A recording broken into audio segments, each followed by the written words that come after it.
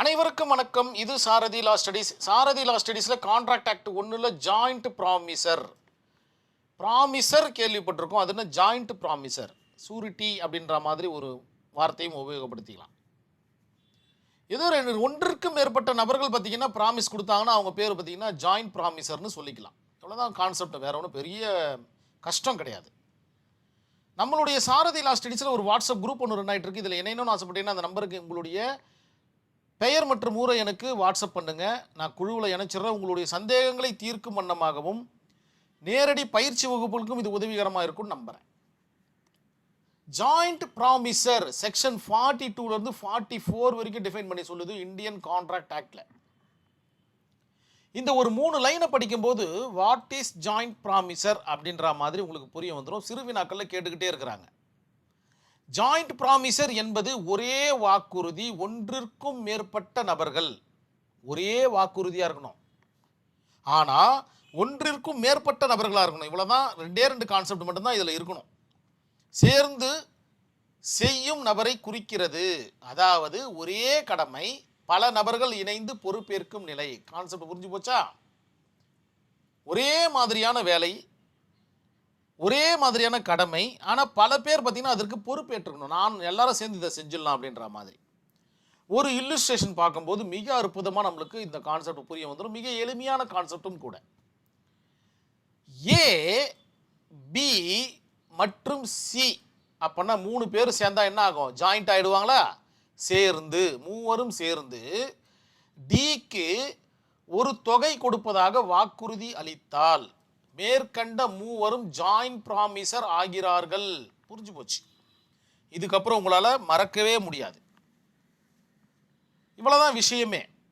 Section 42 என்ன சொல்ல வருதுன்றதை பார்த்துட்டா இன்னும் கொஞ்சம் அற்புதமாக புரிய வரும். ஜாயிண்ட் லயபிலிட்டி அப்படின்ற மாதிரி சொல்கிறாங்க.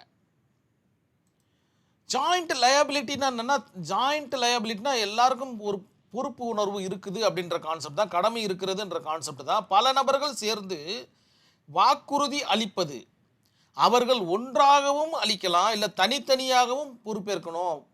பல நபர்கள் சேர்ந்து வாக்குறுதி அளிச்சுட்டாங்க.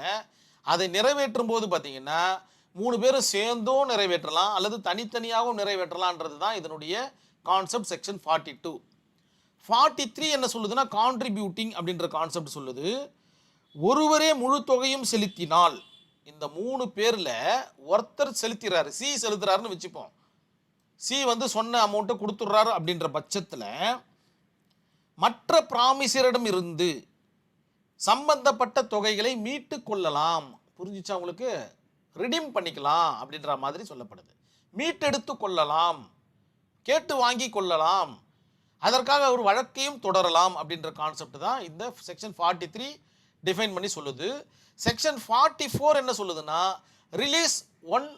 ரிலீஸ் ஆஃப் ஒன் ப்ராமிசர் அப்படின்ற கான்செப்டில் கடன் கொடுத்தவர் ஒருவரை மன்னித்தாலும், கடன் கொடுக்கிறவர் பார்த்தீங்கன்னா ஒருவரை மன்னிக்கிறார். இந்த ஏ என்கின்ற நபர் இந்த 3 பேரில் ஒருத்தரை மன்னிக்கிறார் அப்படின்ற பட்சத்தில் மற்ற ப்ராமிசர்கள் பொறுப்பேற்க வேண்டும். 3 பேரில் ஒருத்தர் மன்னிச்சிட்டாரு. நீ இப்போ பரவாயில்ல, ரொம்ப ஏழ்மையான ஆளாக இருக்கிற, நீ குடும்பத்தோட கஷ்டப்பட்டு இருக்க, அதனால் நீ கொடுக்க தேவையில்ல அப்படின்னு ஒருத்தரை மன்னிச்சிட்டா மற்ற இருவர்களையும் மன்னித்ததாக அர்த்தம் கிடையாது. மற்ற இருவர்களும் பார்த்தீங்கன்னா இந்த அமௌண்ட்டை கொடுத்தாகணும் அப்படின்ற மாதிரி சொல்லப்படுது. இந்த கேஸ் ஸ்டடி பார்க்கும்போது இன்னும் கொஞ்சம் அற்புதமாக புரிய வரும். Mahadev Ramachandra versus Raja Ram, all India record இன் 1954 ஆனரபிள் சுப்ரீம் கோர்ட்டில் நடந்த ஒரு வழக்கு என்ன சொல்ல வருது அப்படின்னு பார்த்தீங்கன்னா, கடன் கொடுத்தவர், இங்கே ஏ என்கின்ற நபர் கடன் கொடுக்குறாரா, கடன் கொடுத்தவர் ஜாயிண்ட் ப்ராமிசர்களில் ஒருவரிடம், யாருன்னா ஒருத்தரிடம் கூட முழு தொகையும் வசூலிக்கலாம் அப்படின்ற மாதிரி இந்த ஜட்ஜ்மெண்ட்டில் சொல்கிறாங்க. இவங்ககிட்ட 1000, இவங்ககிட்ட 1000, இவங்ககிட்ட 1000 வசூலிக்கிறத விட சி கிட்ட மட்டும் முழு தொகையும் வசூலிச்சிக்கலாம் அப்படின்ற மாதிரி சொல்லப்படுது இந்த கேஸ் ஸ்டடியில். கண்டிப்பாக மிக இலகுவான ஒரு சப்ஜெக்ட் இது. டாப்பிக்கும் கூட மிக அற்புதமாக உங்களுக்கு புரிய வந்திருக்கும். இந்த கொஸ்டின் வந்தால் மறக்காமல் எழுதுங்க. ஒரு இல்லுஸ்ட்ரேஷன் நல்லா ப்ரீஃபாக எழுதுனா ஒரு பக்கத்துக்கு வந்துடும். கண்டிப்பாக புரிஞ்சிருக்கும் நான் நம்புகிறேன். நன்றி, வணக்கம்.